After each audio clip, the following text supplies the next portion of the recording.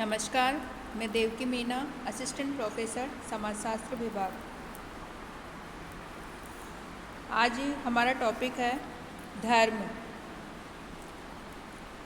तो जैसा कि हम सभी जानते हैं, जो भारतीय समाज है, संस्कृति है, उसमें धर्म का बहुत महत्व है, क्योंकि जो भारतीय समाज है वो धर्म प्रधान समाज उसको कहा जा सकता है, क्योंकि भारतीय समाज में प्रत्येक क्षेत्र में धर्म को बहुत अधिक महत्व दिया जाता है और धर्म व्यक्ति, परिवार, समाज और संपूर्ण राष्ट्र के जीवन को विभिन्न रूपों में प्रभावित करता है। तो धर्म का यदि हम अर्थ देखें तो धर्म का जो अर्थ है वो बहुत ही व्यापक है। संक्षिप्त रूप में हम ये कह सकते हैं कि धर्म एक मौलिक शक्ति के रूप में माना जा सकता है, जो भौतिक और अभौतिक व्यवस्था का आधार रूप है और जो उस व्यवस्था को बनाए रखने के लिए आवश्यक है। तो धर्म की जो अवधारणा है बहुत व्यापक है।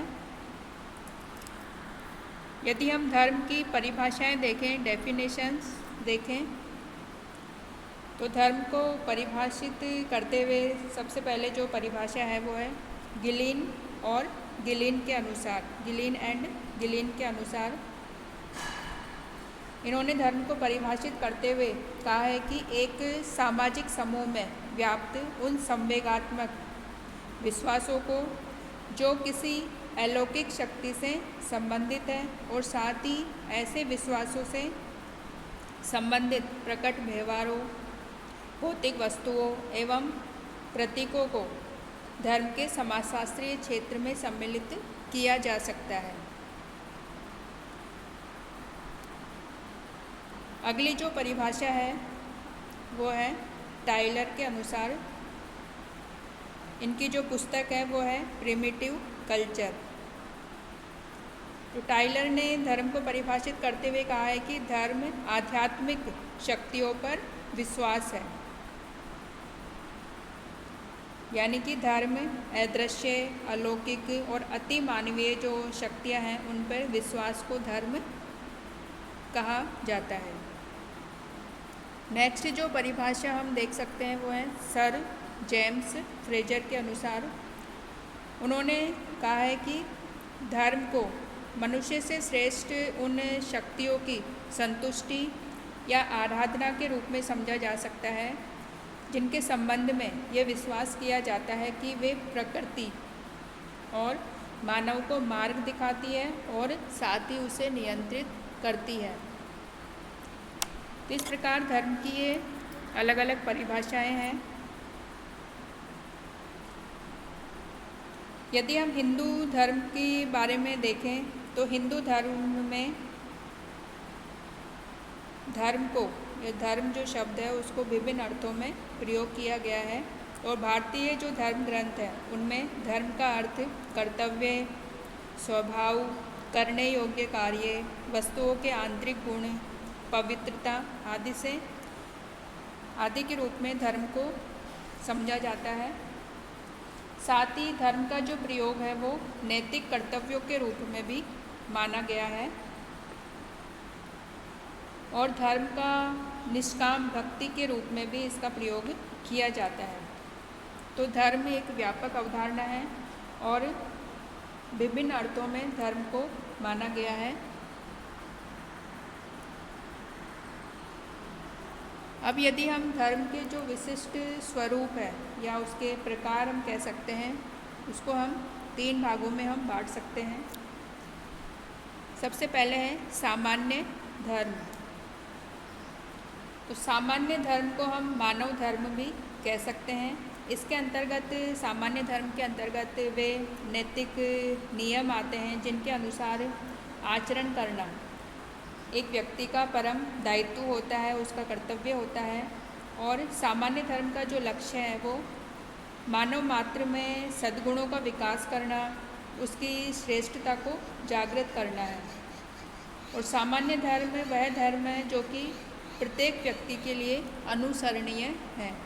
यानी कि प्रत्येक व्यक्ति को, चाहे वो किसी भी धर्म को मानता हो, किसी भी धर्म का अनुयायी हो, उसके लिए जो सामान्य धर्म है उसका अनुसरण करना उसके लिए आवश्यक बताया गया है।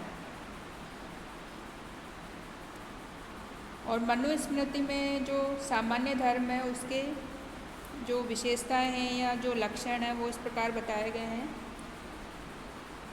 सबसे पहले है इंद्रियों पर संयम रखना। नेक्स्ट क्षमा, यानी कि शक्तिशाली होते हुए भी क्षमाशील होना या उदार कार्य करना, दूसरों को क्षमा करना। नेक्स्ट है काम एवं लोभ पर नियंत्रण रखना, अर्थात जो शारीरिक वासनाएं हैं उन पर संयम रखना। नेक्स्ट है चोरी न करना। नेक्स्ट है सुचिता, अर्थात जो पवित्रता रखना, अपने मन में जीवात्मा और बुद्धि को हमेशा पवित्र रखना। नेक्स्ट है इंद्रियों पर नियंत्रण रखना। नेक्स्ट है बुद्धि का समुचित विकास करना, यानी कि किसी भी वस्तु के गुण और जो दोष है उसकी विवेचना करने की जो शक्ति है उसका सामर्थ्य हासिल करना, योग्यता अपने आप में विकसित करना। नेक्स्ट है ऐसी विद्या ग्रहण करना जो कि व्यक्ति को काम, क्रोध, लोभ, मोह आदि जो प्रवृत्तियाँ होती है उनसे दूर रख सकें। नेक्स्ट है सदैव सत्य बोलना। और लास्ट है क्रोध न करना। तो इस प्रकार सामान्य धर्म के अंतर्गत ये प्रमुख बातें बताई गई है जिसका पालन प्रत्येक व्यक्ति को या अनुसरण प्रत्येक व्यक्ति को करना चाहिए या उसके लिए अनुसरणीय माना गया है। नेक्स्ट जो प्रकार है, स्वरूप है धर्म का, वो है विशिष्ट धर्म। विशिष्ट धर्म को स्वधर्म भी कहा गया है और विशिष्ट धर्म के अंतर्गत ऐसे कर्तव्य आते हैं जिनका समय, परिस्थिति और स्थान विशेष को ध्यान में रखते हुए पालन करना एक व्यक्ति के लिए आवश्यक होता है। और विशिष्ट धर्म के अंतर्गत जो विभिन्न प्रकार के जो धर्म हैं जिनमें कि वर्ण धर्म, आश्रम धर्म, कुल धर्म, राजधर्म, युग धर्म, मित्र धर्म, गुरु धर्म आदि को सम्मिलित किया गया है। तो सबसे पहले है विशिष्ट धर्म में आश्रम धर्म। तो आश्रम, जैसा कि पिछली क्लास में हमने पढ़ा था, जो व्यक्ति की जो संपूर्ण जीवन अवधि है उसको 4 आश्रमों में विभाजित किया गया है। ब्रह्मचर्य आश्रम, गृहस्थ आश्रम, वानप्रस्थ आश्रम और संन्यास आश्रम। इन आश्रमों के अंतर्गत व्यक्ति के जो विभिन्न दायित्व है, कर्तव्य है, जो नियम है वो भी निर्धारित किए गए हैं और व्यक्ति से अपेक्षा की जाती है कि वह विभिन्न आश्रमों में रहते हुए अपने विभिन्न कर्तव्यों का पालन करें। नेक्स्ट है वर्ण धर्म। वर्ण धर्म के अंतर्गत जो विभिन्न 4 वर्ण हैं, ब्राह्मण, क्षत्रिय, वैश्य और शूद्र, प्रत्येक वर्ण के जो अलग अलग कर्तव्य हैं वो निर्धारित किए गए हैं और विभिन्न वर्णों के अंतर्गत जो व्यक्ति आते हैं उनसे अपेक्षा की जाती है कि अपने वर्ण से संबंधित जो कार्य हैं, जो कर्तव्य हैं, उनका वो पूर्ण निष्ठा के साथ उनका पालन करें। नेक्स्ट है कुल धर्म। कुल धर्म का जो लक्ष्य है, जो उद्देश्य है, वो पारिवारिक संगठन को बनाए रखना, अपनी कुल परंपराओं की रक्षा करना और विभिन्न जो संस्कार हैं उनको पूर्ण करना है। और परिवार के सदस्य के रूप में व्यक्ति के जो अन्य सदस्य होते हैं परिवार में, उनके प्रति भी कुछ कर्तव्य होते हैं और व्यक्ति को उन कर्तव्यों का पूर्ण निष्ठा से पालन करना चाहिए। और परिवार में प्रत्येक सदस्य से उसकी जो विशिष्ट स्थिति होती है या परिस्थिति होती है और आयु के अनुसार उससे व्यवहार की अपेक्षा की जाती है। तो यह उसका अपना कुल धर्म है। नेक्स्ट है राजधर्म। राजधर्म के अंतर्गत जो शासक होता है या राजा, उसका अपनी प्रजा के प्रति जो दायित्व है, कर्तव्य है, जिनका पालन करना उसके लिए आवश्यक है। और राजधर्म के अंतर्गत जो कर्तव्य बताए गए हैं शासक के, वो है कि वह राजोचित व्यवहार का पालन करें, अर्थात दृढ़ प्रतिज्ञ उसको होना चाहिए। कर्मचारियों के जो भरण पोषण की उसे समुचित व्यवस्था करनी चाहिए। साथ ही जो योद्धा है उनका आदर सत्कार करना चाहिए। नेक्स्ट जो धर्म है विशिष्ट धर्म के अंतर्गत वो है युग धर्म। युग धर्म को काल धर्म के काल के धर्म भी इसको कहा जा सकता है, क्योंकि परिस्थितियों के बदलने पर व्यक्ति के जो कर्तव्य हैं वो भी बदलते रहते हैं। तो जैसे जैसी परिस्थितियाँ चेंज होगी, जैसी परिस्थितियों में परिवर्तन आएगा, उसी के अनुसार व्यक्ति को अपने कर्तव्यों में भी परिवर्तन करना चाहिए। अर्थात हर युग में जो परिवर्तित परिस्थितियाँ हैं उनके अनुसार ही जो नैतिक संहिता है, कर्तव्य है, नियम है, उनमें परिवर्तन लाना आवश्यक होता है। नेक्स्ट जो विशिष्ट धर्म के अंतर्गत जो धर्म है वो है मित्र धर्म। मित्र धर्म के अंतर्गत एक मित्र के दूसरे मित्र के प्रति जो कर्तव्य हैं वो आते हैं और ये दोनों पक्षों के लिए समान रूप से मान्य है। नेक्स्ट है गुरु धर्म। गुरु धर्म के अंतर्गत जो गुरु होता है, शिक्षक होता है, उसके कुछ कर्तव्य बताए गए हैं, जैसे कि उसे सदैव अपने शिष्यों की हित कामना करनी चाहिए, लोभ से हमेशा दूर रहना चाहिए और अहिंसा और त्याग की भावना से ज्ञान का प्रसार करना चाहिए। तो विशिष्ट धर्म के अंतर्गत ये विभिन्न धर्म बताए गए हैं: आश्रम धर्म, वर्ण धर्म, कुल धर्म, राजधर्म, युग धर्म, मित्र धर्म और गुरु धर्म। नेक्स्ट जो स्वरूप है धर्म का वो है आप धर्म। आप धर्म का मतलब है कि आपत्ति के समय या संकट के समय व्यक्ति को अपने जो सामान्य और विशिष्ट धर्म में कुछ परिवर्तन कर लेना चाहिए।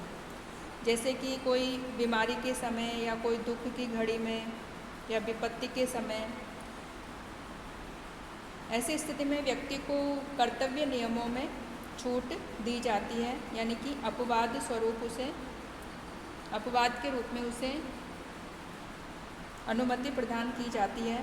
और यह परिस्थिति विशेष से संबंधित अस्थायी धर्म भी इसको कहा जाता है, यानी कि जब व्यक्ति के कर्तव्यों की दृष्टि से दो धर्मों के बीच कोई टकराव की स्थिति उत्पन्न हो जाती है तो अधिक महत्वपूर्ण धर्म या अधिक महत्वपूर्ण जो दायित्व है उसके निर्वाह के लिए दूसरे धर्म के नियमों को कुछ समय के लिए छोड़ दिया जाता है। उसी को आप धर्म कहा गया है।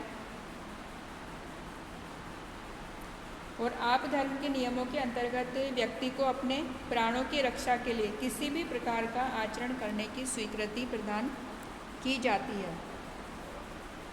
इस प्रकार धर्म के ये विविध स्वरूप बताए गए हैं: सामान्य धर्म, विशिष्ट धर्म और आप धर्म। तो इस प्रकार आज हमने धर्म की जो परिभाषाएं हैं उसके बारे में और जो उसके विविध स्वरूप है उसके बारे में जानकारी प्राप्त करी है।